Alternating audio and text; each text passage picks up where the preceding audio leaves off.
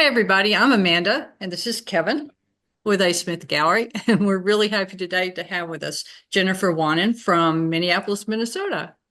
And Jennifer received, Welcome. First, we got to say welcome. okay, welcome. Welcome. Good to be here. Thank you. Thank you so much for doing that. Jennifer received the Jurors Award for Town and Country, which was juried by Michael Kirchoff. And the title of that image was September Reds. Has nothing to do with this body of work, but it's a beautiful image. It's a really nice image. So, Kevin James, would you like to read the bio?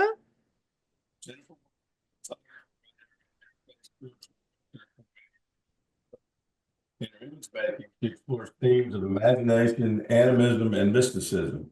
Her work has appeared in Photoplace Exhibition Gallery in Middlebury, Vermont, the Southeast Center for Photography in Greenville, South Carolina, A. Smith Gallery in Johnson City, Texas, and the Chateau de Lalande in Crozon-sur-Vouve, I guess, in France for the Photo de Femme 2020 Seeing Women exhibitions. You can view her work at soulchapters.com or Instagram/Jennifer.Wannen. All right. Would you like to read your artist statement for her? I would be happy to.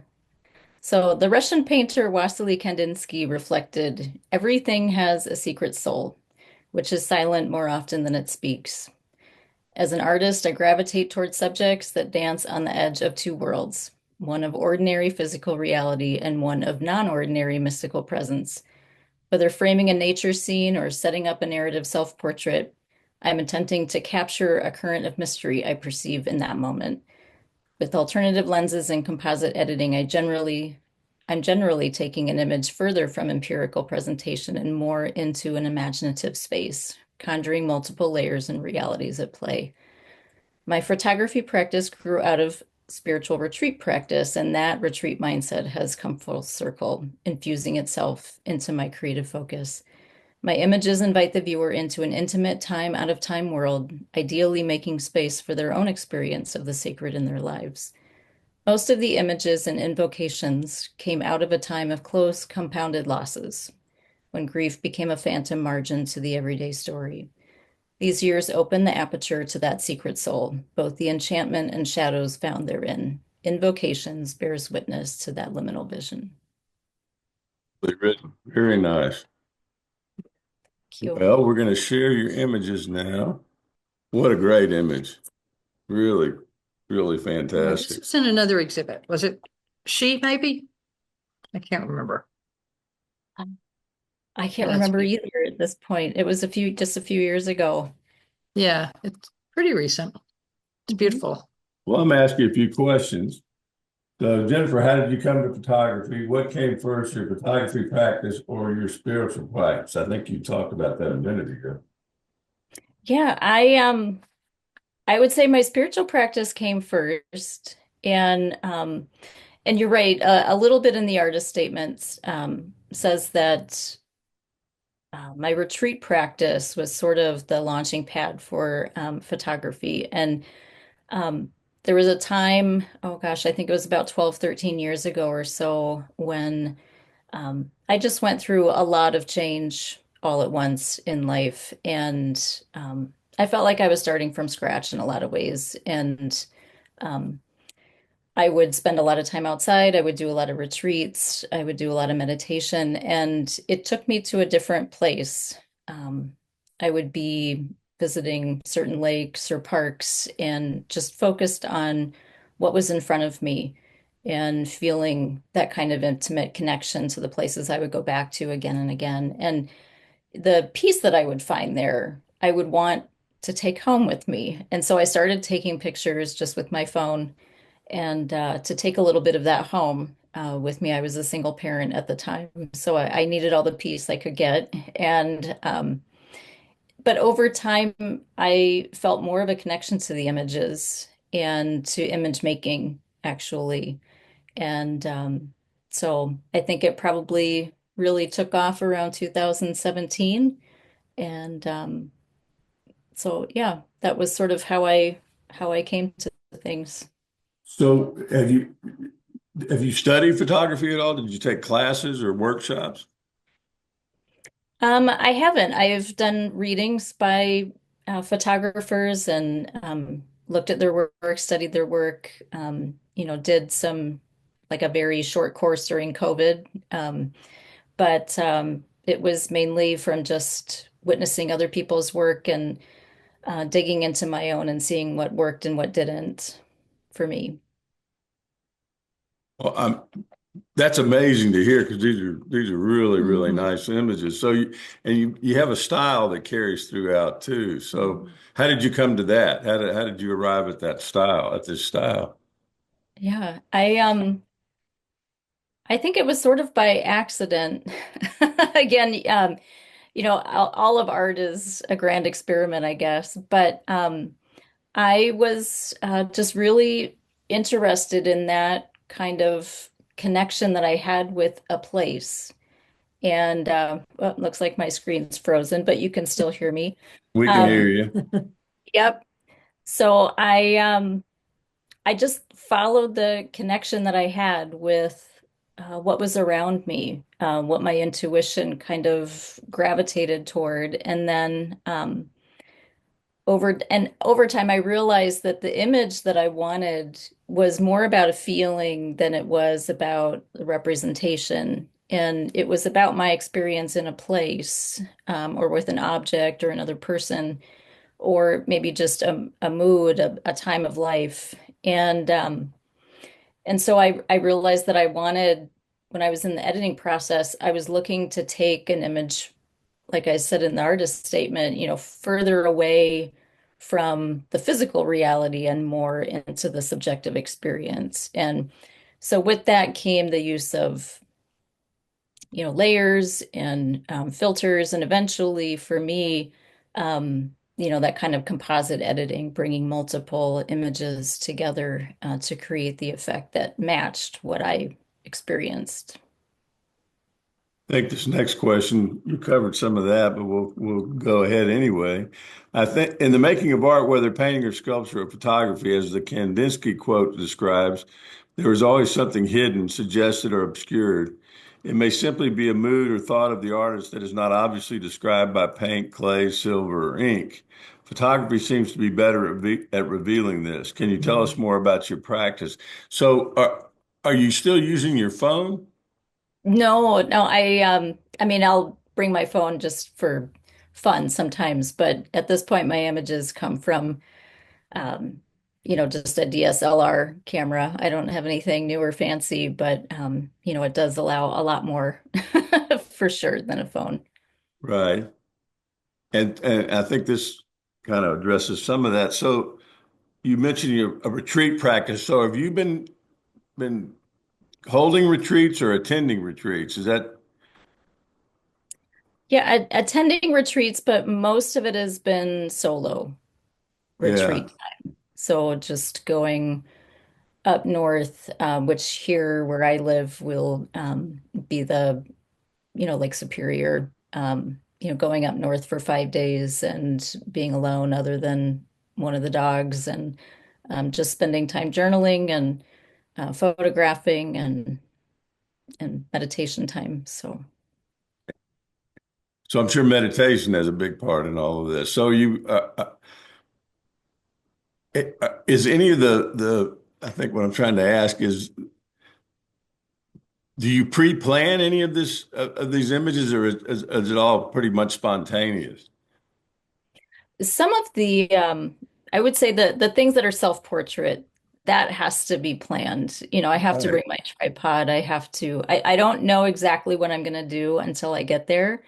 Um, but I come to the space, I see what I gravitate to in the physical environment, and it's usually one thing that kind of grabs my imagination. Like in one place, it was a huge mirror in the room. In another, it was an archway.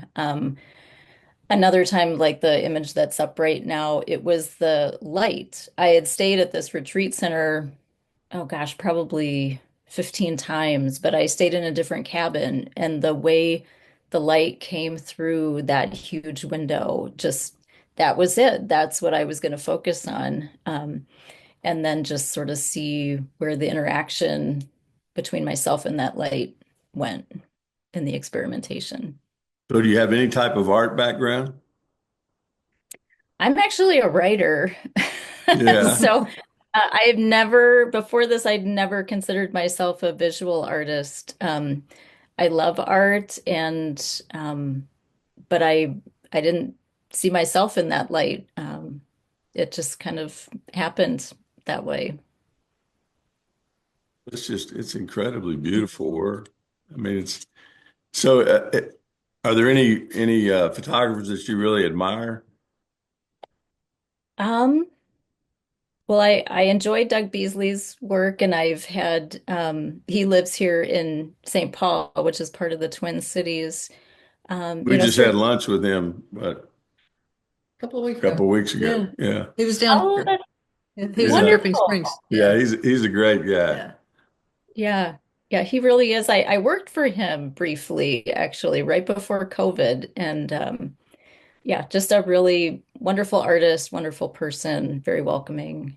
Um, Has but he the influenced your work at all? I think moving into monochrome, Uh-huh. it was interesting. I said that I started getting serious about it in 2017. I took a retreat that spring. It was March, and I wanted to stay somewhere different. I just grabbed something off of a recommendation of a friend of a friend. Had no idea where I was, what this place was. Um, and I realized after I got there that it was a photographer's cabin, and his images were everywhere in the cabin, and he had some of his books there and the magazine that, he owns now, Shots. And so I just started reading everything, looking at everything, and it finally kind of pushed me over the edge that this is something I really want to do. And a few months later, I bought my DSLR, and that's when things really kind of took off. But I enjoy his work, and then I feel so bad that I'm not remembering. But the early photographers, oh my gosh, they're The pictorialist? yes, the people who they moved beyond physical representation, where they wanted to sort of capture again. I connect very much with oh goodness, I'm not going to remember all of the names right now, Well, that's but okay. That's all right. I should have written those I down couldn't do it. before our I talk. couldn't do it either. So, But the pictorialists, I mean, there's many photographers, from that era whose work just really, and there's an elemental part of their work too. right, There's a right. simplicity to it that I really connect with and that I try to bring into some of my images. So um, have you read a lot of photography books? Looked at a lot of photography books? What, yeah, I try to take people's recommendations, and some days I'll just go to the library and see what's on the shelves and sit there and look through. But Yeah, a lot. And with social media now, it's so easy to see people's work and follow them, on Instagram or Vero or something like that. And obviously galleries too, just see what images come out of calls for entry, and I'm just fascinated by what people will come up with. So. Right, right. One last question. As well as the spiritual, if and how has the physical environment influenced your work? Mhm. Yeah, I think it comes back to that idea of um, sort of orienting myself to where I am, whether it's outside or staying in a new place when I'm away, um, and kind of finding that one piece that I gravitate to, again, the mirror or the arch, or the rocky beach, is one of the images, where it's just my mind naturally hones in on that. And so I look for what where my mind goes and what holds my imagination.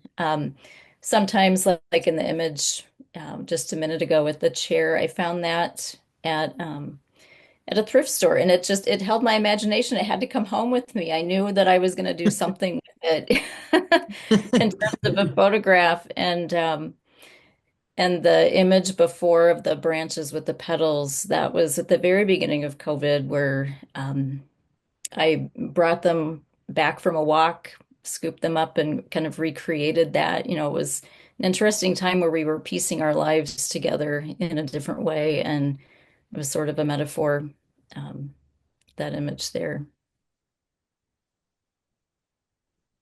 They're all really, really nice. Thank Well, is you. there anything else you'd like to say about them? Um, I I don't think so. It was a wonderful opportunity to put this together, and this sort of this collection encapsulates, I think, where my photography's been going, since the beginning, kind of capturing that secret soul that Kandinsky talks about. And the world is has many more layers than we often think about, and there's a lot of beauty and mystery to be taken in. Yeah, and your work, I mean, it obviously has something more there. There's something beyond just the visual that comes through. It certainly does for me. It's certainly part of my process. And I don't always know how it's going to end up when I take the initial images, but I think the connection really comes out. I tease it out in the editing, by remembering how I was feeling in that moment. But again, they're really, really nice. Thank you, Kevin. Do you have a favorite out of all those? That's a hard one. I would say probably. Well, either the poetry of fragile things, which is the petals with the branch, or the um, the seed of memory with the chair. I put that together right after both my parents died, and so that was sort of on my mind. What lingers, and the chair, was old and beat up and distressed, and um, so seeing the life in something, adding the life that I was seeing in that seat, um, had meaning for me. So what are you doing with these? Are you planning a book or what plans do you have for the images? Well, that's a really good question. It's something that I might do. A book is an idea, being that I do write for a living, mainly for other people, but it's in the back of my mind. I've had friends encourage me that way, and hearing what you say now, that maybe that should be the goal. I think that's a good idea. Yeah, well, that was an easy question. You already told us you were a writer. I opened that up, yeah.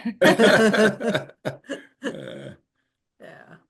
All right. Well, Jennifer, thank you so very much for doing this. We really appreciate it. And we really appreciate you supporting the gallery.